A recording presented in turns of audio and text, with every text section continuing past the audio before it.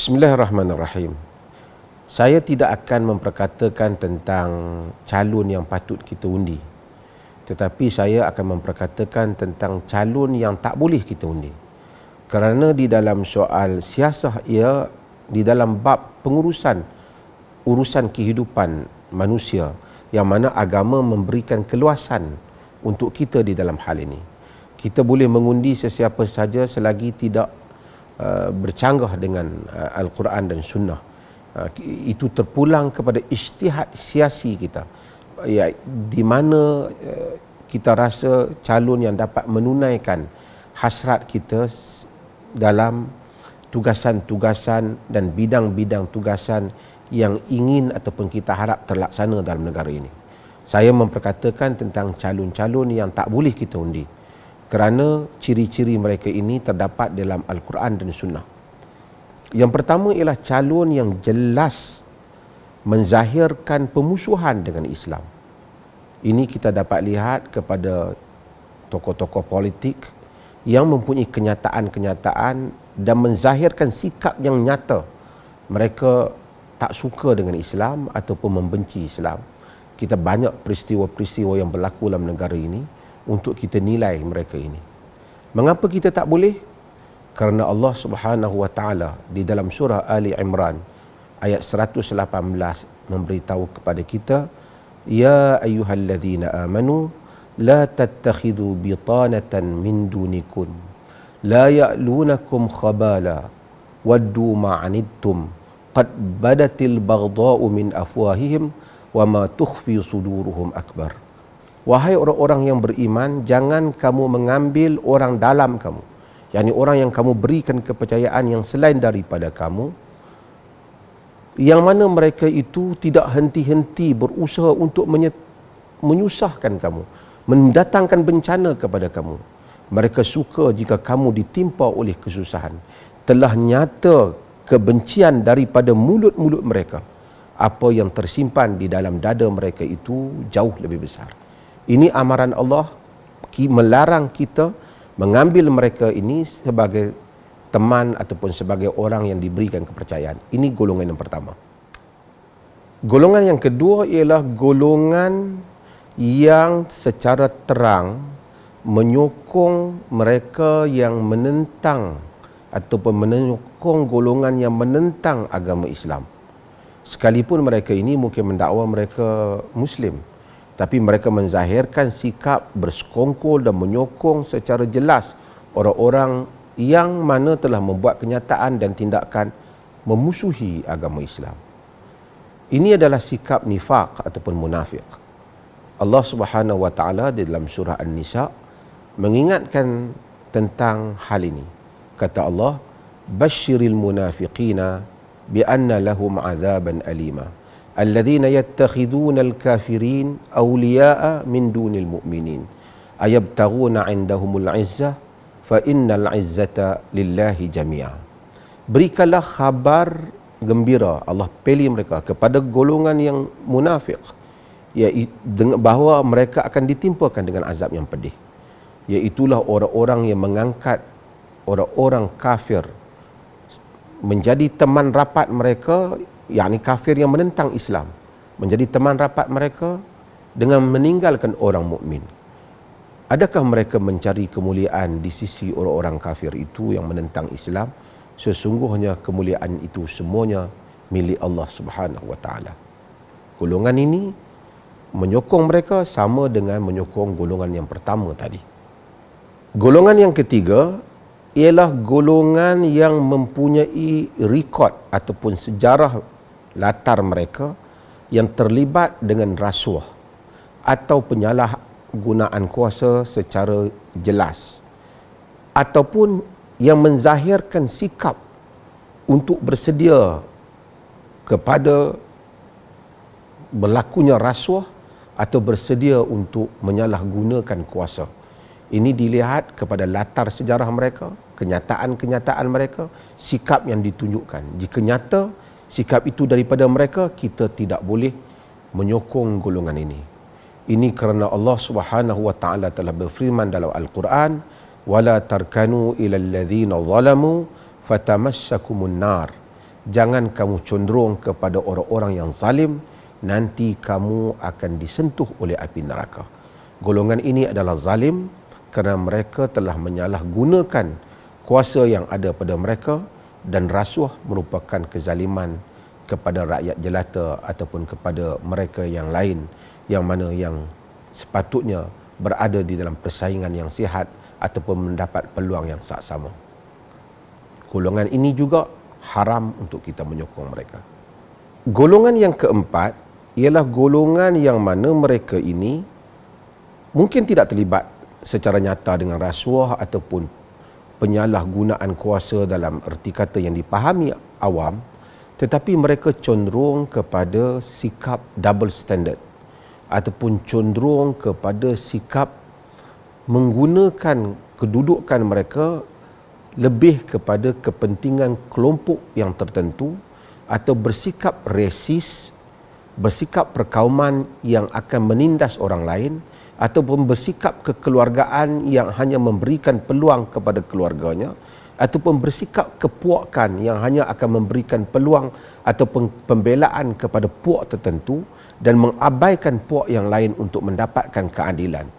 Ini pemerintah yang seperti ini, walaupun mungkin tidak terlibat dengan rasuah ataupun mereka mungkin tidak menggunakan kuasa mereka untuk mencari kekayaan, tetapi mereka menggunakan kuasa mereka untuk bersikap tidak adil kepada kelompok yang mana mereka rasa tidak bersama dengan mereka dan menindas kelompok itu dan hanya mempertahankan ataupun membela golongan yang mana mereka rasa golongan itu adalah golongan yang mereka sokong pada mereka ataupun mereka gemari sahaja.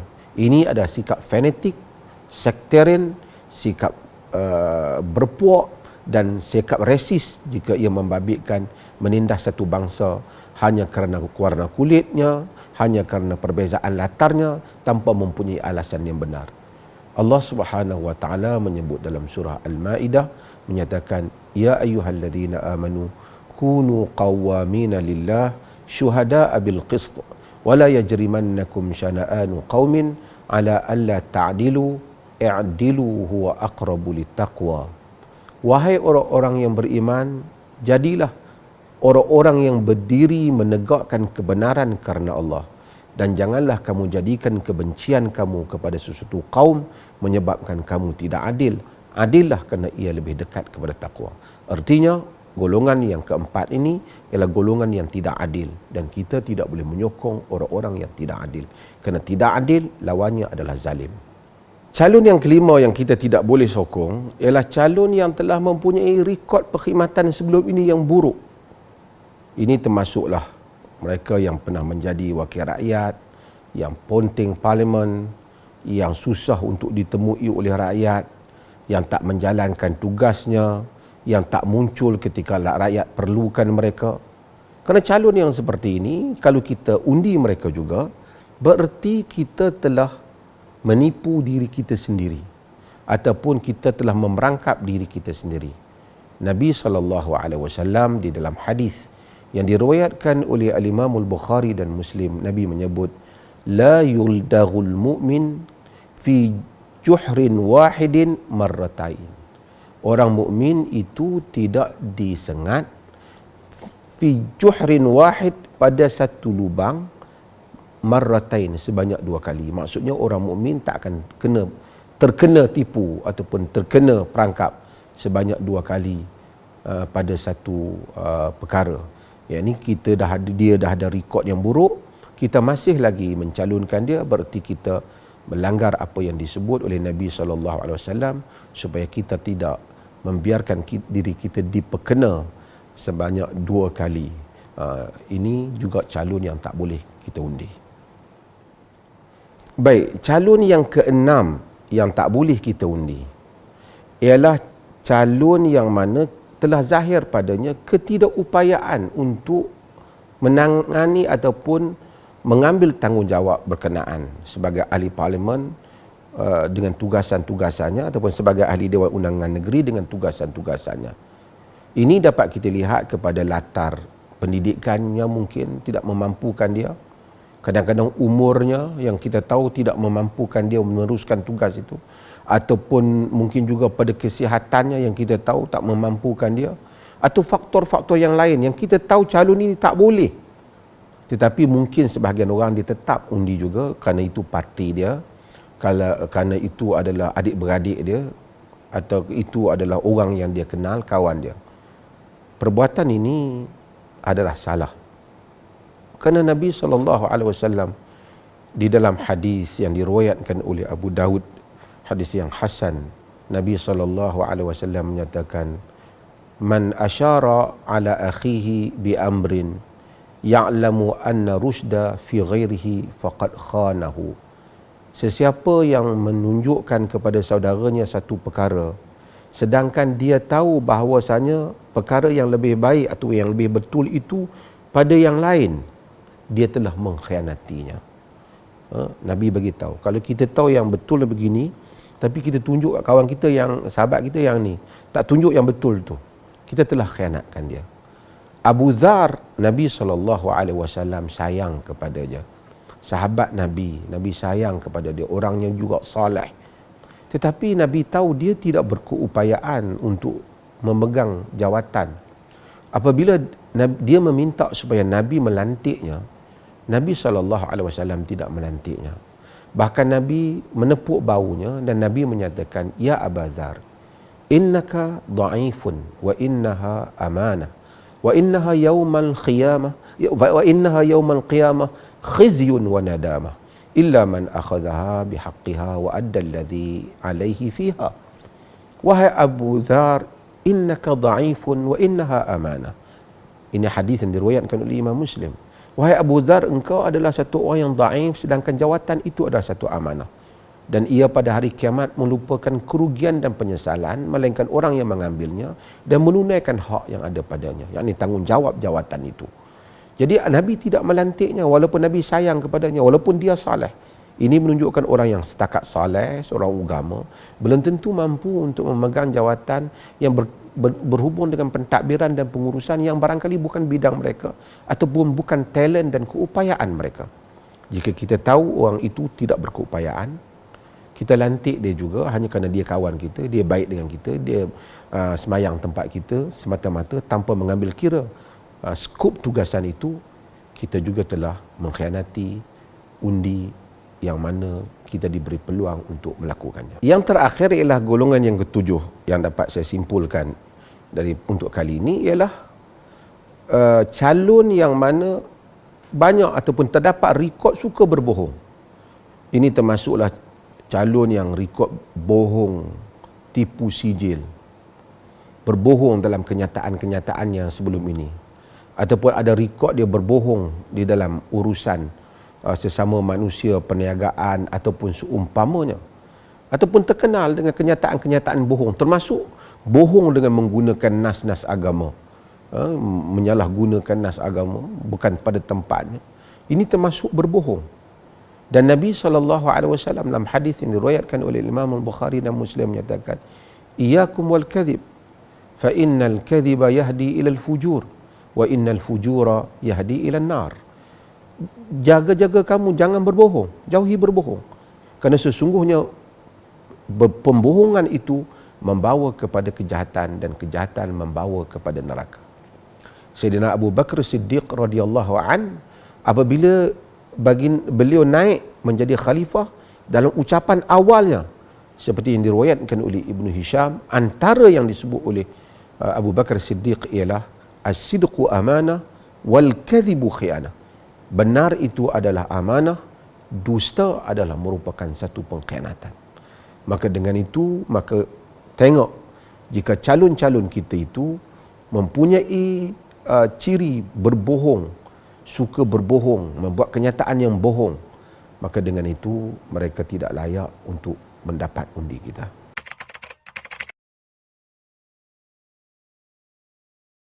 Kalau semua calon mempunyai ciri-ciri yang terlarang tadi, yang mana kita tidak boleh memberikan undi pada mereka, kalaulah andai kata ada 5 ataupun 6 calon, 4 calon, semuanya sama, ada ciri ataupun semuanya ada ciri-ciri sama, ada nombor 1, 2, 3 ataupun 4 sehingga kita ke-7 tadi, Siapa yang patut kita undi? Dalam keadaan itu, kita menggunakan kaedah syarak iaitu mengambil akhafud dararain, mengambil perkara yang lebih ringan mudaratnya. Jadi kita kena buat perbandingan, siapakah yang lebih bahaya di antara semua itu, maka kita undi yang kurang bahaya secara perbandingan dengan melihat latar calon. Sebab itu setiap orang yang nak mengundi, dia kena study calon-calon yang berada di tempat dia. Dia bukan perlu study satu Malaysia, dia hanya perlu study calon yang dia nak undi saja di tempat dia, manakah lebih ringan mudaratnya jika semuanya mempunyai masalah. Jadi itu adalah kaedah yang kita gunakan jika berlaku pertembungan tersebut. Okey, merujuk kepada soalan, jika terdapat lebih daripada satu calon yang layak menerima undi pada penilaian kita, kita kembali kepada asas ayat Allah dalam Al-Quran, dalam surah An-Nisa ayat 58. Innallaha ya'murukum an tu'addul amanati ila ahliha wa idza hakamtum bainan nasi an tahkumu bil 'adl. Allah Subhanahu wa taala memerintahkan kamu untuk memberikan amanah kepada ahlinya, yang pada yang layak. Dan apabila kamu berhukum di kalangan manusia, berhukumlah dengan adil. Jadi amanah mesti diberi pada layak. Sekarang kita kata semuanya layak. Artinya ataupun ada 2-3 orang yang layak ataupun 2 orang yang layak. Jika 2 orang yang layak melantik salah seorang yang layak itu tidak menjadi kesalahan. Cumanya dalam menentukan kelayakan, dalam surah Al-Qasas, ketika Allah menceritakan Nabi Musa alaihi salam dan seorang tua di Madian, yang sebahagian mufassir menyebut Nabi Shu'aib, sebahagian menyatakan ia bukan Nabi Shu'aib, dalam dialog dengan anak perempuannya, dia menyebut inna khaira man istajarta al-qawiyul amin. Anak perempuannya menyatakan kepada bapaknya, Allah catatkan pernyataan itu kerana ia bermakna sebaik-baik orang yang engkau ambil bertugas ialah yang al-qawi al-amin, yang kuat dan yang amanah. Jadi yang kuat merujuk kepada keupayaan, kemampuan untuk menjalankan tugas. Yang amanah merujuk kepada sikap bertanggungjawab dan takutkan Allah dan amanah yang ada di dalam diri seseorang, ataupun sikap yang jujur yang ada pada diri seseorang calon. Maka kita lihat apa tugasan yang nak diberikan. Jika dia tugasan itu, orang itu mempunyai ciri kekuatan, keupayaan untuk berbahas, berdialog dan parlimen, menyampaikan nasihat itu tinggi, artinya dia ada ciri al-quwah dan dia juga ada amanah, yakni kejujuran pada dirinya. Jika nilai mana-mana calon yang mempunyai nilai, kedua nilai ini lebih, maka kita angkat. Mungkin ada calon yang lebih yang ini dan kurang yang ini, lebih yang ini ataupun kurang yang ini. Kita lihat pula apakah tugasan yang hendak kita beri padanya. Jika tugasannya menyampaikan hasrat kita di parlimen, maka itu dapat ditunaikan lebih oleh salah satu calon berkenaan, maka kita berikan tugas itu kepadanya. Hal itu ijtihad. Mungkin kita sangka A, mungkin yang B lebih baik, tetapi selagi mana dia tidak termasuk dalam calon-calon yang dilarang untuk kita memberikan undi kepadanya, kita menganggap mereka semua adalah layak dengan keupayaan yang ada pada diri mereka, dan kita bertawakal pada Allah dan kita memilih calon-calon yang mana kita rasa lebih dapat ataupun lebih membolehkan kita menunaikan maksud ayat Allah, memberikan amanah kepada yang layak. Selamat mengundi, semoga kita semua memilih calon-calon yang berkualiti. Dengan itu kita akan membawa ahli-ahli parlimen yang berkualiti juga di dalam parlimen negara kita, dan akan menyebabkan kita mempunyai negara yang berkualiti pada masa hadapan, insya-Allah. Sekian, wassalamualaikum warahmatullahi wabarakatuh.